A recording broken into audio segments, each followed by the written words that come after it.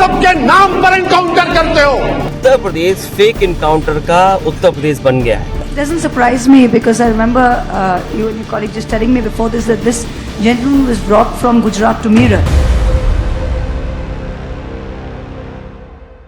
नमस्कार, मैं हूं आपके साथ अभिषेक श्रीवास्तव और आप हमारा खास कार्यक्रम बड़ी बात देख रहे हैं।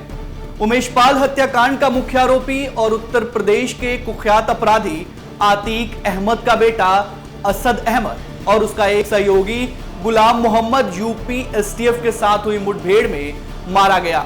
ये 5-5 लाख के दोनों आरोपी पिछले 48 दिनों से फरार चल रहे थे और जब पुलिस ने इन्हें पकड़ने के लिए दबिश डाली तो ये दोनों आरोपी यूपी एसटीएफ पर ही हमला बोल दिए, जिसके बाद जवाबी कार्रवाई में ये मारे गए। और इसके साथ ही आतीक अहमद गैंग के बोलबाले पर यूपी प्रशासन ने कंट्रोल करने में सफलता हासिल की है। लेकिन इसके बाद जो कुछ हुआ उसकी हम में से शायद ही किसी को आशा थी। कुछ राजनीतिक पार्टियां और मजहबी नेताओं ने अपनी राजनीतिक हितों और वोट बैंक की सियासत को साधते हुए इस पूरे मुठभेड़ को मजहबी और सियासी रंग देने में लग गए और अपराध के खिलाफ हुई इस कानूनी कार्रवाई को ही फेक घोषित कर दिया गया। ऐसे लोगों में सबसे पहला नाम दशकों से मजहबी सियासत कर रहे AIMIM चीफ असदुद्दीन ओवैसी का है। उमेश पाल की हत्या के समय चुप्पी साधने वाले और 2022 के चुनाव में आतीक की पत्नी शाइस्ता को फिर से राजनीतिक रिलॉन्च करने की असफल कोशिश करने वाले ओवैसी को आज माफियाओं और इनामी गुंडों के ऊपर कार्रवाई में मजहबी रंग दिख रहा है। मुठभेड़ में मारे गए माफिया डॉन असद अहमद के मौत से उन्हें ऐसा प्रतीत हो रहा है कि उत्तर प्रदेश सरकार संविधान का एनकाउंटर करना चाहती है। यूपी एसटीएफ की कार्रवाई के बाद असदुद्दीन ओवैसी ने क्या कहा, सुनिए। ये कानून की धज्जियां उड़ रही, एनकाउंटर नहीं, तुम कॉन्स्टिट्यूशन का एनकाउंटर करना चाहते हो, मजहब के नाम पर एनकाउंटर करते हो। खैर, ओवैसी वही व्यक्ति हैं जिन्होंने 2 जुलाई 2016 को कहा था कि उनकी पार्टी उन युवकों को कानूनी मदद मुहैया कराएगी जिन्हें राष्ट्रीय जांच एजेंसी NIA ने कुख्यात आतंकी संगठन इस्लामिक स्टेट ISIS के कथित मॉड्यूल में शामिल होने के आरोप में गिरफ्तार किया है। और ओवैसी अकेले ऐसे नेता नहीं है। जुडिशियरी को अपवित्र, मीडिया को 2 पैसे वाला और भारत के गणतंत्र के लिए विवादित शब्दों का प्रयोग करने वाली संसद की सबसे मुंहफट सांसदों में से महुआ मोइत्रा भी इसी लिस्ट में शामिल है।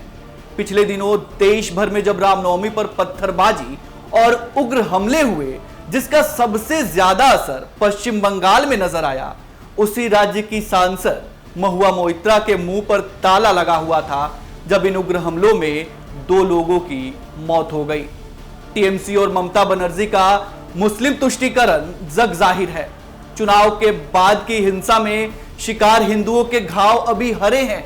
ममता बनर्जी के अनुसार रामनवमी पर हुए हमले के लिए हिंदू जिनका जान माल का नुकसान हुआ वही इस हिंसा के जिम्मेदार है।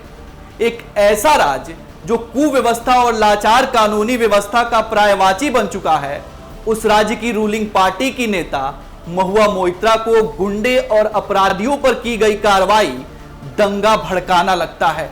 उन्हें 40 साल से काबिज आतीक अहमद के अपराध के कुनबा उखाड़ फेंकने वाली योगी सरकार जंगल राज नजर आ रही है। The other name for Mr. Ajay Bisht was actually Mr. Togdo.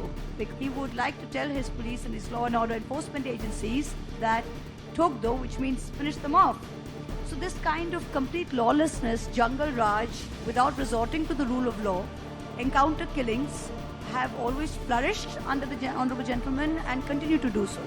So I hope that the people of India will see this for what it is. This completely typifies. So when you start something with incitement to violence, when you start something with, like Pakta said, मार दो, काट दो, जला दो, ये कर देंगे, बंद कर देंगे, रोक देंगे, this kind of hatred, this kind of venom, this kind of, जिसकी लाठी उसकी भैंस, this is the kind of culture that ultimately lands up in this kind of jungle law. आइए अब बात करते हैं अखिलेश यादव की, जिनकी पार्टी आतंक को संरक्षण और पोषण देने के लिए आरोपों में रही, जिनके कार्यकाल में आतीक अहमद जैसे ना जाने कितने गुंडों और बदमाशों को ना केवल संरक्षण मिला बल्कि उनका पालन पोषण भी किया गया। कभी अतीक की खोई जमीन को फिर से वापस लाने के लिए अपनी पार्टी में लोकसभा चुनाव लड़ाने वाले अखिलेश यादव आज यूपी एसटीएफ की कार्रवाई को गलत ठहरा रहे हैं और इस जवाबी मुठभेड़ को एक फेक एनकाउंटर की संज्ञा दे रहे हैं। उत्तर प्रदेश फेक इनकाउंटर का उत्तर प्रदेश बन गया है। उत्तर प्रदेश में फेक इनकाउंटर है। अधिकारी अपनी कुर्सी बचाने के लिए, अधिकारी अपना सब कुछ दांव पे रख करके सरकार के दबाव में ये घटनाएं कर रहे हैं।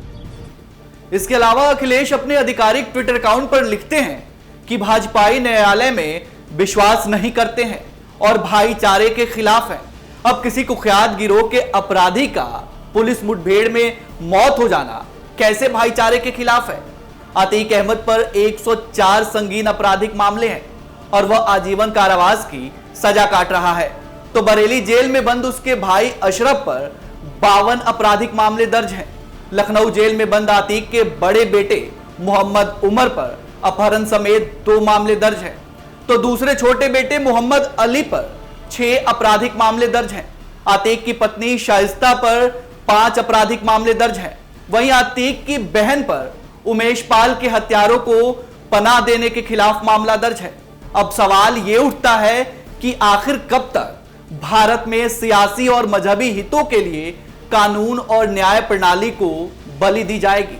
यह दुर्भाग्य की बात है कि देश में कई राजनीतिक पार्टियां और उनके नेता न केवल समाज में मौजूद कुख्यात अपराधियों का पोषण करते हैं बल्कि यदि उन पर कोई कार्रवाई करे तो उसका विरोध भी करते हैं। तुष्टीकरण, परिवारवाद, भ्रष्टाचार, आतंकवाद और अपराधियों को राजनीतिक संरक्षण देना किसी भी लोकतंत्र के लिए दुर्भाग्यपूर्ण है। और उत्तर प्रदेश में योगी सरकार जिस तरह से गुंडों और माफियाओं के नाक में नकेल कस रही है, इसकी सराहना होनी चाहिए, ना कि विरोध।